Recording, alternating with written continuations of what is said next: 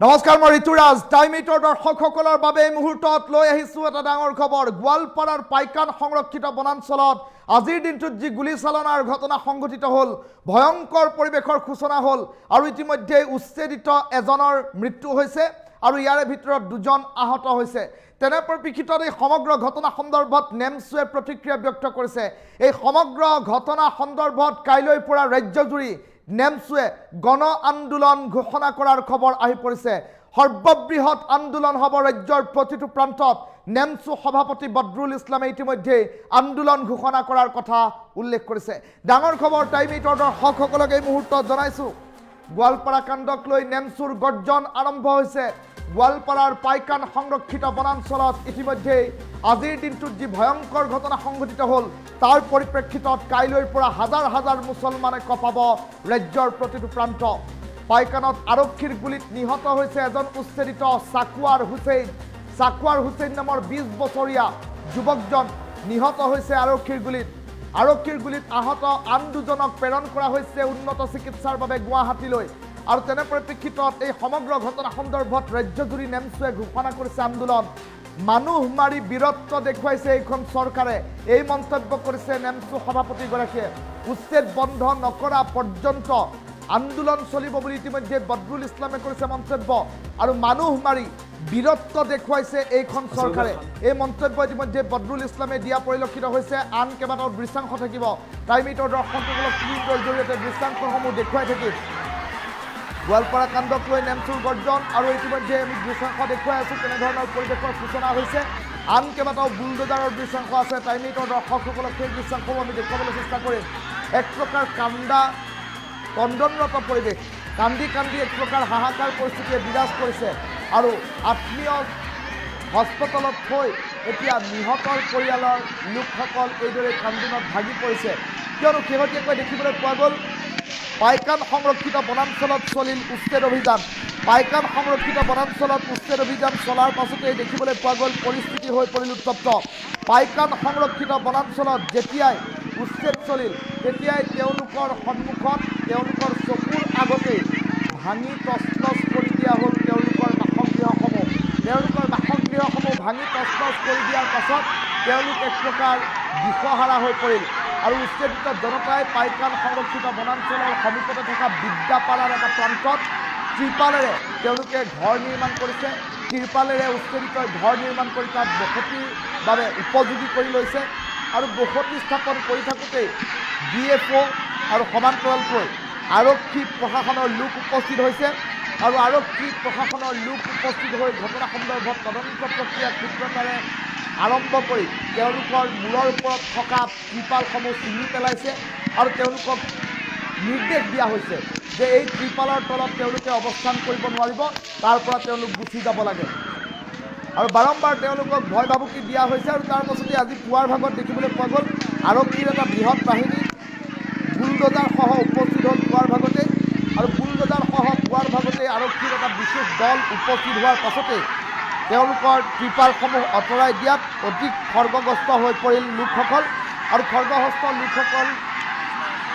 শিলগুটি নিক্ষেপ কৰিল তেওঁলোকে ক্ষোভৰ দাবানলত দগ্ধ হৈ তেওঁলোকে আৰক্ষীলৈ শিলগুটি নিক্ষেপ কৰিলে আৰু শিলগুটি নিক্ষেপ কৰাৰ পাছত আৰক্ষীয়ে গুলী চলাবলৈ বাধ্য হ'ল প্ৰথমে আৰক্ষীয়ে শূন্যলৈ গুলী চলালে আৰু তাৰ পাছত নিক্ষেপ কৰিলে উচ্ছেদিতৰ বুকুলৈ আৰু ইতিমধ্যে চাকুৱাৰ হুছেইন নামৰ এজনৰ মৃত্যু হৈছে আৰু সমান্তৰালকৈ আমিৰ হামজা আৰু কুছুমুদ্দিন আলী নামৰ আন এজন আহত হৈছে আহত আটাইকে ততাতৈয়াকৈ উন্নত চিকিৎসাৰ বাবে ইতিমধ্যে গুৱাহাটীলৈ প্ৰেৰণ কৰাৰ খবৰ আহি পৰিছে আৰু সমগ্ৰ ঘটনা সন্দৰ্ভত এতিয়া সংখ্যালঘু দল সংগঠন উঠি পৰি লগা পৰিলক্ষিত হৈছে সংখ্যালঘু দল সংগঠনে বিষয়টোক লৈ মাত মাতিছে আৰু সংখ্যালঘু দল সংগঠনে মাত মাতি বিষয়টোক লৈ মন্তব্য প্ৰকাশ কৰিছে যে অহা কাইলৈৰ পৰা শুকুৰবাৰৰ দিনটোৰ পৰাই হাজাৰ হাজাৰ মুছলমান ওলাই আহিব ৰাজপথলৈ আৰু এই উচ্ছেদ বন্ধ নকৰা পৰ্যন্ত এই অমানৱীয় কাৰ্যকলাপ বন্ধ নোহোৱা পৰ্যন্ত গণ আন্দোলন গঢ়ি তুলিব নেমছু সভাপতি বদৰুল ইছলামৰ মন্তব্য আছে টাইম 8 দৰ্শকসকলক প্ৰথমে বদৰুল ইছলামৰ মন্তব্য শুনাই লৈছোঁ আচলতে শান্তি বোলা বস্তুটোতে অসমত নোহোৱা হৈছে সমগ্ৰ অসমত এতিয়া অৰাজকতা আৰু অশান্তি সৃষ্টি হৈছে যি গণতন্ত্ৰ বিৰোধী আৰু মানৱতা বিৰোধী উচ্ছেদ কৰিলে হিমন্ত বিশ্ব শৰ্মাৰ নেতৃত্বাধীন চৰকাৰখনে হাজাৰ হাজাৰ আৰক্ষী নমাই দাদাগিৰিৰে যি কাৰ্য কৰিলে দুখীয়া মানুহক নিচলা মানুহক ভূমিহীন মানুহক যি ঘৰ বাৰী ভাঙি দিলে তছ তছ কৰি দিলে বুলডোজাৰ চলাই যি দাদাগিৰি কৰিলে আৰু শেষত অন্তিম সময়ত এই মানুহখিনিয়ে কি কৰিলে তিৰপাল ধৰি নিজৰ পৰিয়াল লৈ মানে থাকিব ধৰিলে আৰু সেইটো সময়ত আজি গোৱালপাৰাৰ পাইকানত দেখিছোঁ আজি আৰক্ষীয়ে সেই মানুহবিলাকক খেদি পঠিয়াবলৈ চালনা পৰ্যন্ত কৰিছে এই ঘটনাক আমি নেমচুৰ তৰফৰ পৰা ধিক্কাৰ দিছোঁ গৰিহণা দিছোঁ আৰক্ষীসকল আপোনালোকক অনুৰোধ জনাইছোঁ সেই সকলো মানুহ মুখ্যমন্ত্ৰী ডাঙৰীয়াই যিটো কৈ থাকিব সকলো কথাতে আপোনালোকে গুৰুত্ব নিদিব আজি তেওঁলোকে ভূমিহীন মানুহ আছিলে তেওঁলোকক আজি মানুহ গুলিৰ বলত আজি হত্যা হৈছে বহু কেইজন আহত হৈছে আপোনালোকৰ মায়া মমতা নাই নেকি আমি মুখ্যমন্ত্ৰী ডাঙৰীয়াক স্পষ্টকৈ কৈ দিছোঁ এইবোৰ বন্ধ কৰক এইবোৰ মানুহ হয় ভাৰতীয় মানুহক আপুনি আপোনাৰ আৰক্ষী লগাই কিয় লীলা আৰম্ভ কৰিছে কিয় আহত কৰি আছে আপোনাক সেইকাৰণে আমি মুখ্যমন্ত্ৰী বনাইছিলোঁ নেকি সেইকাৰণে আপোনালোকক আমি গণতান্ত্ৰিকভাৱে নিৰ্বাচন কৰিছিলোঁ নেকি আপোনাক এটা কাৰণতে নিৰ্বাচিত কৰিছিলোঁ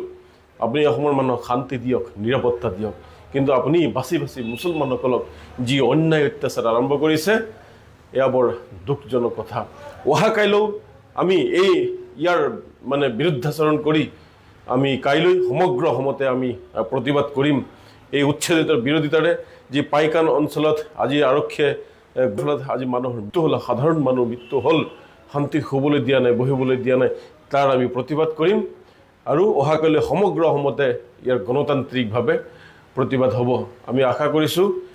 সমূহ ৰাইজে আহি এই যি বৰ অন্যায় অত্যাচাৰ কৰি আছে এই চৰকাৰখনৰ বিৰুদ্ধে আপোনালোকে গণতান্ত্ৰিকভাৱে শান্তিপূৰ্ণ আন্দোলন কৰিব আচলতে শান্তি বোলা বস্তুটোতে অসমত নোহোৱা হৈছে সমগ্ৰ অসমতে এতিয়া অৰাজকতা আৰু অশান্তি সৃষ্টি হৈছে যি গণতন্ত্ৰ বিৰোধী আৰু মানৱতা বিৰোধী উচ্ছেদ কৰিলে হিমন্ত বিশ্ব শৰ্মাৰ নেতৃত্বাধীন চৰকাৰখনে হাজাৰ হাজাৰ আৰক্ষী নমাই দাদাগিৰিৰে যি কাৰ্য কৰিলে দুখীয়া মানুহক নিচলা মানুহক ভূমিহীন মানুহক যি ঘৰ বাৰী ভাঙি দিলে তছ তছ কৰি দিলে বুলডোজাৰ চলাই যি দাদাগিৰি কৰিলে আৰু শেষত অন্তিম সময়ত এই মানুহখিনিয়ে কি কৰিলে তিৰপাল ধৰি নিজৰ পৰিয়াল লৈ মানে থাকিব ধৰিলে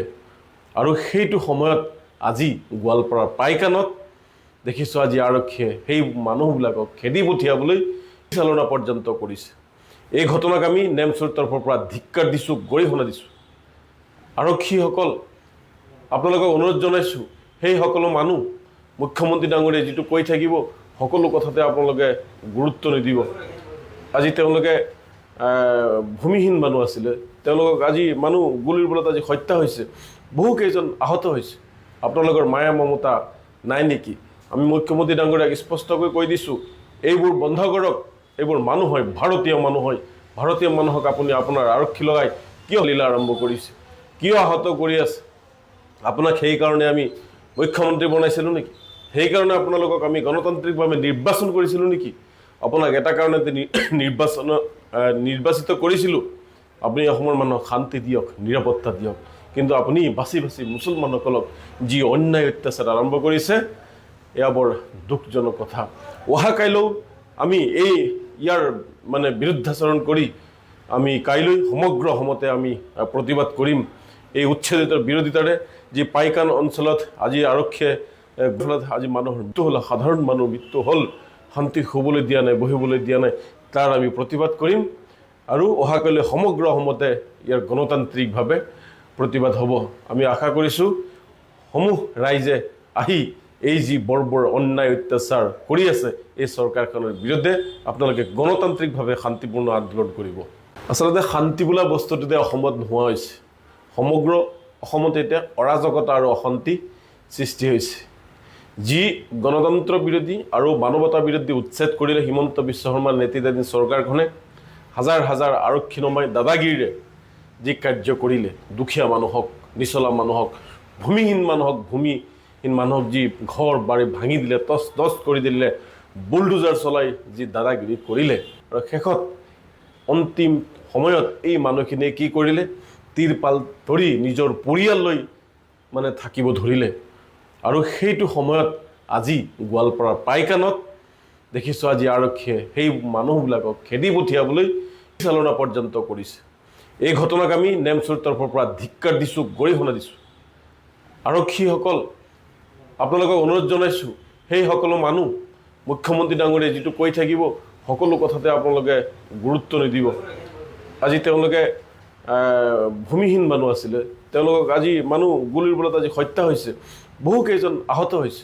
আপোনালোকৰ মায়া মমতা নাই নেকি?